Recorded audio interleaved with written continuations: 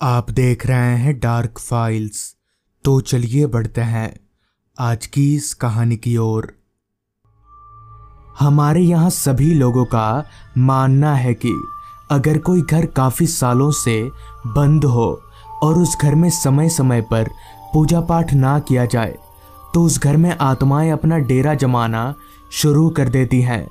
लेकिन मैं इन सब बातों पर विश्वास नहीं करता था और साथ ही साथ मैं भूत प्रेत इन सब बातों को भी नहीं मानता था। मगर इस घटना के बाद से इन सारी बातों को मानना तो दूर, इन सारी बातों को सुनकर मेरा पूरा शरीर कांपने लगता है।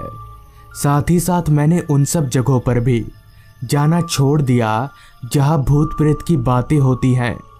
इस घटना ने मेरे दिमाग पर एक ऐसा छाप छोड़ा है जिसे मैं अपने जीते जी नहीं मिटा सकता। खैर, ट्रेन काफ़ी रफ्तार से आगे बढ़ रही थी कि तभी मेरे बगल वाली सीट पर बैठे मेरे भाई ने मुझसे कहा, भैया हम कब तक वहाँ पहुँच जाएंगे? अनिल यानी मेरे भाई के मुंह से ये सुनते ही मैंने अपनी निगाहें घड़ी की ओर घुमाई तो वक्त हो रहा था रात के 8 बजे का। इस पर मैंने अपने भाई अनिल से कहा, हम लोग बस आधे घंटे में वहाँ पहुँच जाएंगे। असल में हम दोनों अपने गांव मिराजपुर जा रहे हैं।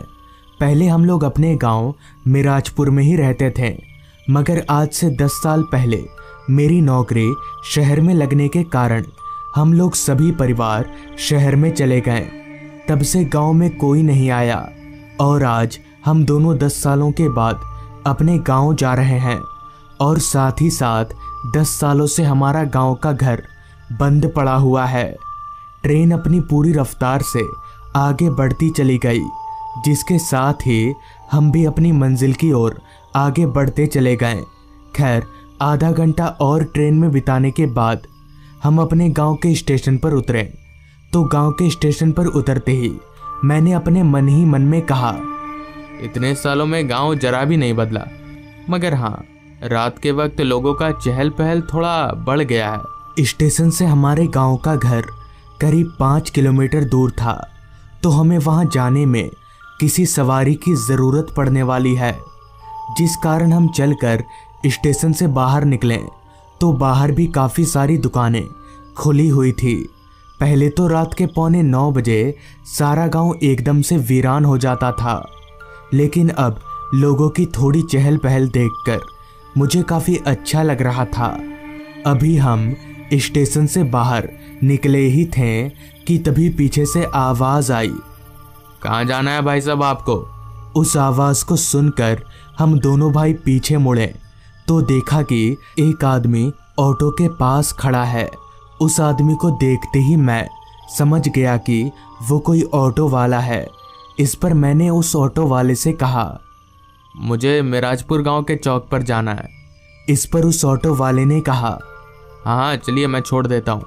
जिसके बाद हम दोनों भाई चढ़कर उस ऑटो में बैठ गए और हमारे बैठते ही उस ऑटो वाले ने ऑटो चलाना शुरू कर दिया। पहले हमारे गांव में ऑटो नहीं चलता था, मगर अब हमारे गांव में ऑटो भी चलने लगा। इस पर मैंने ऑटो वाले से कहा, अरे भाई साहब, यहाँ ऑटो कब से चलने लगा? जिस पर उस ऑटो वाले ने कहा, 2-3 सालों से चल रहा है। आप लोग काफ़ी सालों के बाद आए हैं लगता है। किसके घर जाना है आपको? जिसके बाद मैंने अपनी पूरी बात उस आदमी को बताई। मेरी पूरी बात सुनने के बाद उस ऑटो वाले ने कहा, भाई साहब आपका घर तो काफ़ी सालों से बंद है, तो अचानक आपका वहाँ रुकना ठीक नहीं होगा। इतना बोलकर वो ऑटो वाला चुप हो गया।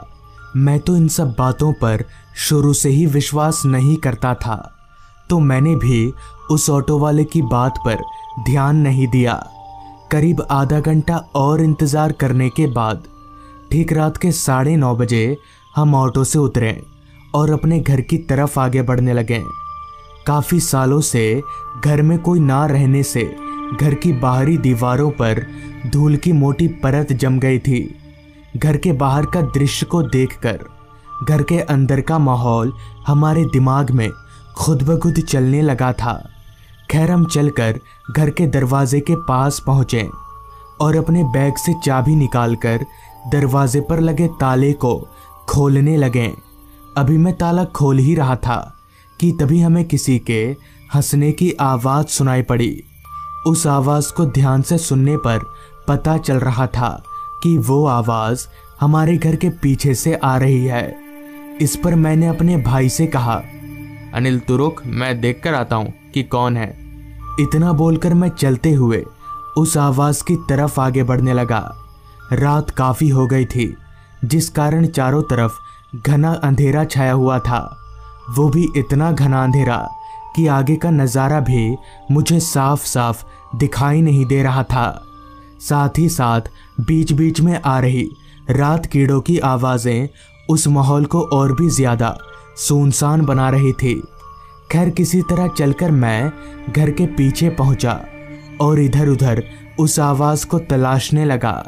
मगर कुछ देर इधर उधर नज़रें दौड़ाने के बाद जब मुझे वहां कोई नहीं दिखा तो मैं इसे अपने मन का वहम मानकर वापस जाने लगा कि तभी मेरी नज़र ज़मीन पर पड़ी तो नीचे का नज़ारा देखकर मैं थोड़ा हैरान हुआ, क्योंकि नीचे काफ़ी सारी हड्डियां गिरी हुई थी। मगर इतनी सारी हड्डियां यहाँ आई तो आई कैसे? साथ ही साथ वो सारी हड्डियां किसकी थी वो मुझे समझ में नहीं आ रहा था। खैर मैं वहाँ खड़े ना रहकर वापस चलते हुए अपने भाई के पास आया। साथ ही मैंने अपने मन ही मन में ये तय कर लिया था कि ये हड्डियों वाली बात अपने भाई को नहीं बताऊंगा, क्योंकि हो सकता है वो डर जाए। जिसके बाद हम घर के अंदर दाखिल हुए तो घर के अंदर जगह जगह पर मकड़ी के जाले लगे हुए थे। रात काफ़ी हो जाने के कारण हम दोनों भाइयों ने तय किया कि आज रात हम एक कमरा साफ करके उसी में सो जाएंगे। और ठीक वैसा ही हुआ। हम दोनों ने मिलकर फटाफट से एक कमरा साफ किया और बिस्तर पर सोने के लिए लेट गए। काफ़ी लंबा सफ़र तय करने के कारण बिस्तर पर लेटते ही हमारी पलकें भारी होने लगीं और देखते ही देखते नींद ने हमें कब अपने आगोश में ले लिया पता ही नहीं चला। फिर जब मेरी आंख खुली तो मुझे हल्का होने की ज़रूरत महसूस हो रही थी। मैंने बर्दाश्त करने की बहुत कोशिश की, मगर जब मुझसे बर्दाश्त नहीं हुआ तो मुझे उठना ही पड़ा। जिसके बाद मैं उठा और हल्का होने के लिए बाथरूम में गया। अभी मैं हल्का हो ही रहा था कि तभी मुझे किसी के कुछ चबाने की आवाज़ सुनाई पड़ी। उस आवाज़ को सुनकर मैं एकदम से चौंक गया कि भला ये आवाज़ आ तो आ कहाँ से रही है। हल्का होने के बाद मैं उस आवाज़ की ओर बढ़ने लगा कि आखिरकार ये आवाज़ है तो है किस चीज़ की। वो आवाज़ एक दूसरे कमरे में से आ रही थी।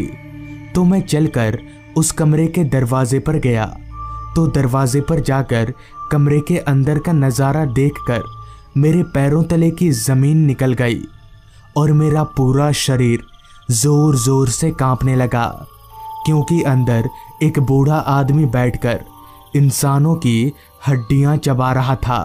वो हड्डियां ताज़ी थीं, क्योंकि उन हड्डियों से खून भी टपक रहा था। साथ ही साथ उस बुजुर्ग आदमी का चेहरा मौत से भी ज़्यादा डरावना था।